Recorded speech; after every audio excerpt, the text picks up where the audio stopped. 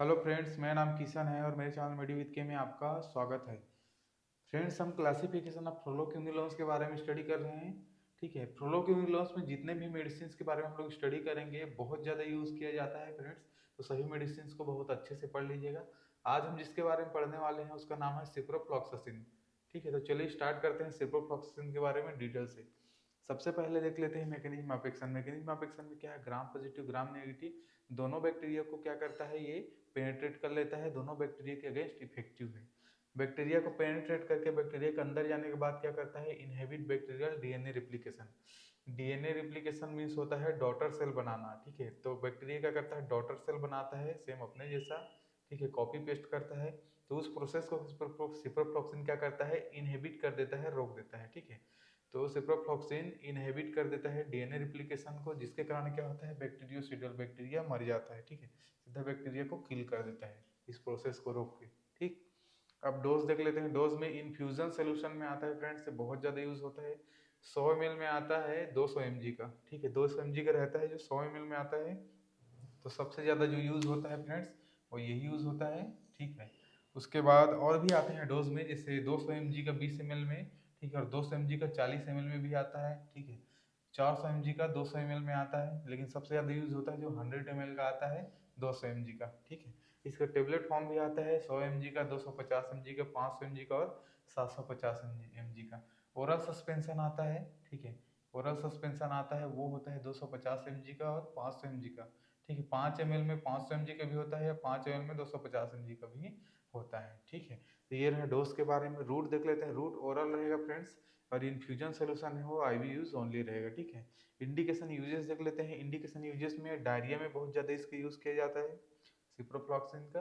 ठीक है, सिप्रोफ्लॉक्सासिन का। और डिसेंट्री, रिसेंट्री में स्पेचिस, स्पेचिस में भी सिप्रोफ्लॉक्सासिन का बहुत ज़्यादा यूज़ किया जाता है। प्रोस्टाइटिस, प्रोस्टाइटिस में भी सिप्रोफ्लॉक्सिन का यूज़ करते हैं। यूरिनरी ट्रैक इन्फेक्शन में भी देते हैं। ठीक है, इंट्रा एब्डोमिनल इन्फेक्शन। ठीक है, एब्डोमिनल में कोई भी प्रकार के इन्फेक्शन है उसमें भी सिप्रोफ्लॉक्सिन यूज़ किया जाता है। फेब्राइल न्यूट्रोपेनिया, ठीक है, इन्फेक्शन के कारण न्यूट्रोफिल्स कम हो जाता है और फीवर आता है। ठीक है, उसको बोलते हैं फेब्राइल न्यूट्रोपेनिया। तो इस कंडीशन में भी सिप्रोफ्लॉक्सिन देते हैं। ठीक, urethral and cervical infection.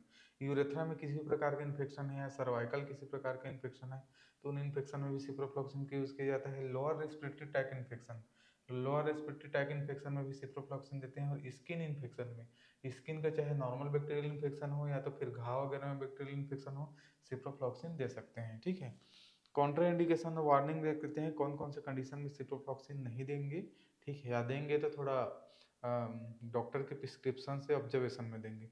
Hyper sensitivity, hyper sensitive allergy है पेशेंट को, ठीक है, तो नहीं देंगे। ठीक है, प्रेगनेंसी ब्रेस्ट फीडिंग, प्रेगनेंसी और ब्रेस्ट फीडिंग में भी सिप्रोफ्लॉक्सिन देने से मना करते हैं।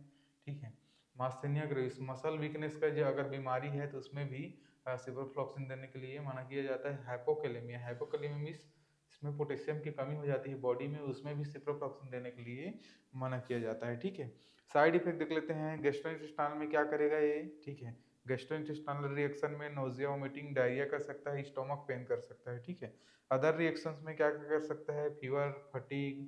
ठीक है, फीवर कर सकता है, फटीग, फटीग में थकान लगना ऐसा लग सकता है, हार्ट बर्न भी हो सकता है। ठीक है, हार्ट के बाद ये जलन जलन जलन जलन टाइप का लगेगा। एलर्जिक रिएक्शन में क्या क्या हो सकता है, रैसेस हो सकता है, हिचिंग हो सकता है, soling of the face, tongue, throat में सोलिंग हो सकता है, और डिफिकल्टी इन ब्रीदिंग भी हो सकता है। ठीक है, सांस लेने में परेशानी थोड़ी देर के लिए। तो ये रहा सिप्रोफ्लॉक्सिन के बारे में फ्रेंड्स। अगर ये वीडियो आपको अच्छा लगा होगा तो वीडियो को लाइक कर दीजिएगा, चैनल को सब्सक्राइब कर दीजिएगा। Thank you so much.